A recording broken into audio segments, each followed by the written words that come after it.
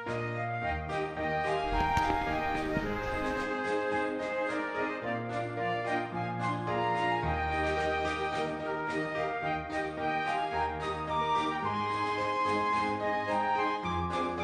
सभी का स्वागत। और हम चाहेंगे अपना जो परिचय, हमारे जो दर्शक आपको देख रहे हैं उनको अपना परिचय दें। नमस्कार, मेरा नाम प्रिया गुप्ता है। मैं हिमाचल प्रदेश के सोलन जिला से नगर पंचायत कंडाघाट की रहने वाली हूँ। तो आपको जैसे कि आज हमने और हमारे जो साथी थे मीडिया चैनलों से थे या न्यूज़पेपर से थे, सभी ने आज जो आपको एक अहम तौर पर आज कवरेज दिया है नगर पंचायत कंडाघाट में, और जिसका एक मुख्य जो कारण ये रहा है भी आपको राष्ट्रपति जो हमारी महामहिम है देश की राष्ट्रपति द्रौपदी जी, उनके द्वारा आपको राष्ट्रीय पुरस्कार से सम्मानित किया। उसके बाद नगर पंचायत कंडाघाट में आपका भव्य स्वागत हुआ, और उसके बाद जो हमारे एसडीएम कंडाघाट है गोपाल शर्मा जी, उनके द्वारा भी आपको सम्मानित किया। क्या कहेंगे आप?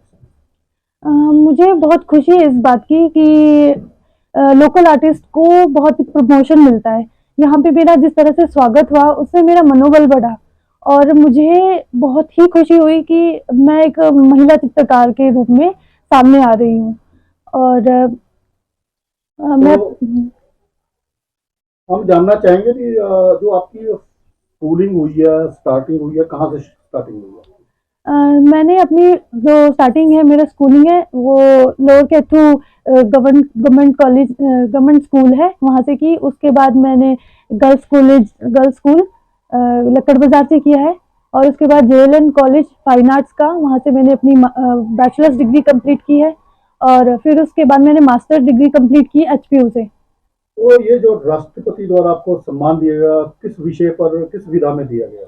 जो ये राष्ट्रपति सम्मान है वो मुझे अंडर 30 की एज में युवा कलाकार के रूप में प्रदान किया गया, जिसमें मैंने हिमाचल की फोक पेंटिंग्स को रिप्रेजेंट किया। तो इसमें कितने ये जो कलाकार थे भारतवर्ष से जो इस अवार्ड को पाने के लिए आपके साथ प्रतियोगिता में शामिल थे? हर एक स्टेट से हर एक स्टेट अपना अपना आर्ट को प्रेजेंट करती है। तो वहाँ पर हिमाचल से लगभग 50 आर्टिस्ट ने तो किया होगा शायद, इसका हमें अनुमान नहीं होता। पर मैंने हमारा कंपटीशन हिमाचल के साथ नहीं है, हमारा कंपटीशन ऑल इंडिया से है। सारे राष्ट्रीय स्तर पे ये कंपटीशन होता है, अलग अलग जगह से पेंटिंग्स आती हैं और उसमें चुने जाते हैं आर्टिस्ट।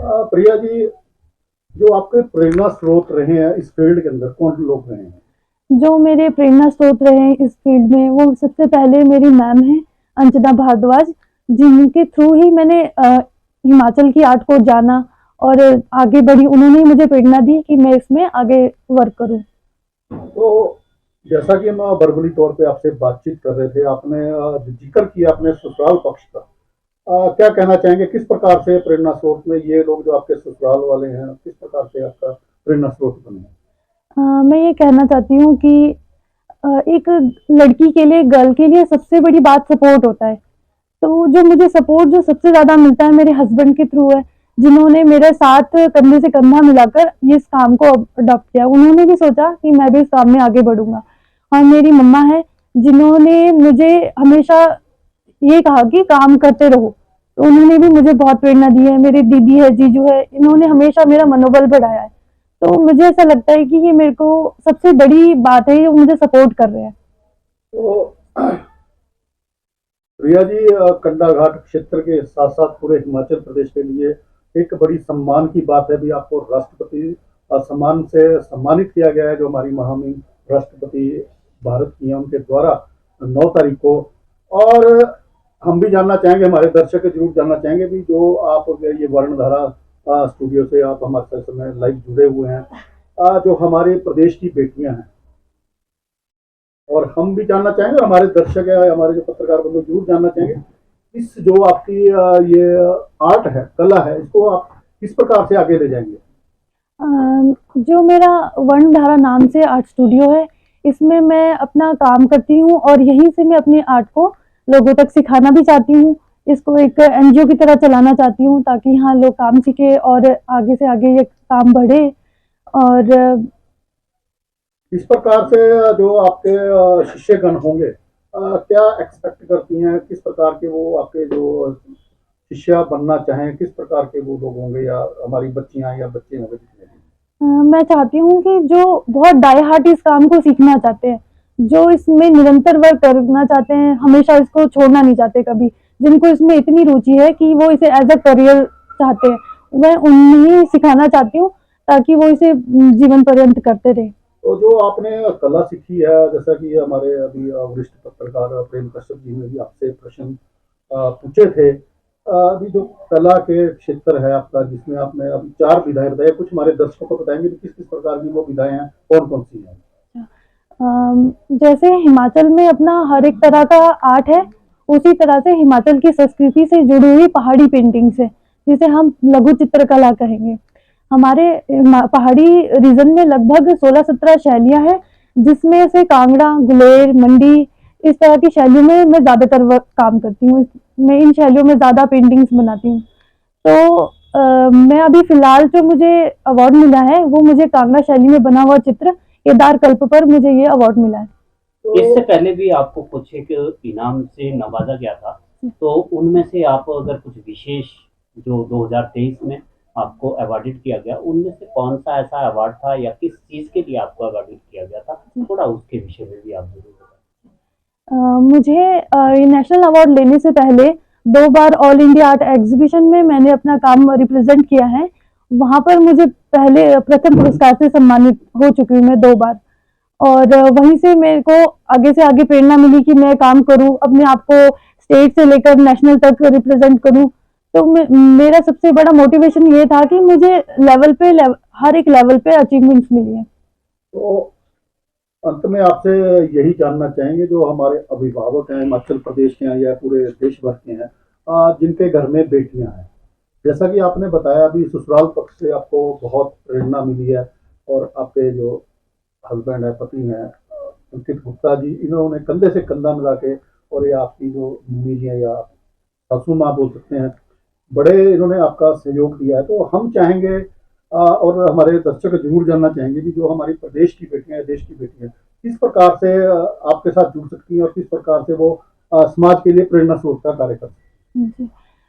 मैं ये कहना चाहती हूँ कि क्यों कोई भी विधा है, किसी भी फील्ड में, जब आप जरूर से ज्यादा मेहनत कर ले और जरूर से ज्यादा आप अपने आप को समर्पित कर दे उस जगह पर, तो वो वहां पे सफलता मिलेगी मिलेगी और जरूर ही मिलेगी।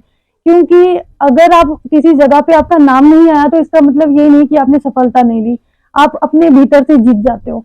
जो आप उस फील्ड में लगातार काम करने से जो आप अपने अंदर खोज पाते हो, वो सबसे बड़ी जीत है। तो मैं जब आर्ट करती हूँ, जब मैं पेंटिंग्स करती हूँ, तो ये मुझे मेडिटेट कर देता है।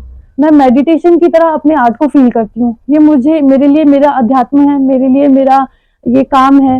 मतलब मैं अपने आर्ट को सब कुछ मानती हूँ। बात करें अभी, जब हम उपमंडल दंडाधिकारी कंडाघाट एसडीएम ऑफिस में बात हो रही थी एसडीएम साहब से भी, आपने एक बात की है अभी, जब आप कलर बनाती हैं, रंग बनाती हैं, कितनी मेहनत का कार्य है, और किस प्रकार से कितना समय उसमें लगता है? जी, जो ये पेंटिंग्स है, पहाड़ी पेंटिंग्स या लघु चित्रकला, ये हमारे भारत में अलग अलग हर एक स्टेट के पास अपनी फोक पेंटिंग है, अपना एक क्वालिटी है। तो उसी तरह से हमारे पास जो पहाड़ी मिनिएचर है, इसमें पारंपरिक रूप से नेचुरल पिगमेंट कलर यूज करते हैं, और ओरिजिनल गोल्ड, ओरिजिनल चांदी इसमें डायरेक्ट कलर के रूप में प्रयोग किया जाता है। तो कलर का प्रोसेस, कलर बनाना, वो भी खुद आर्टिस्ट का ही काम रहता है।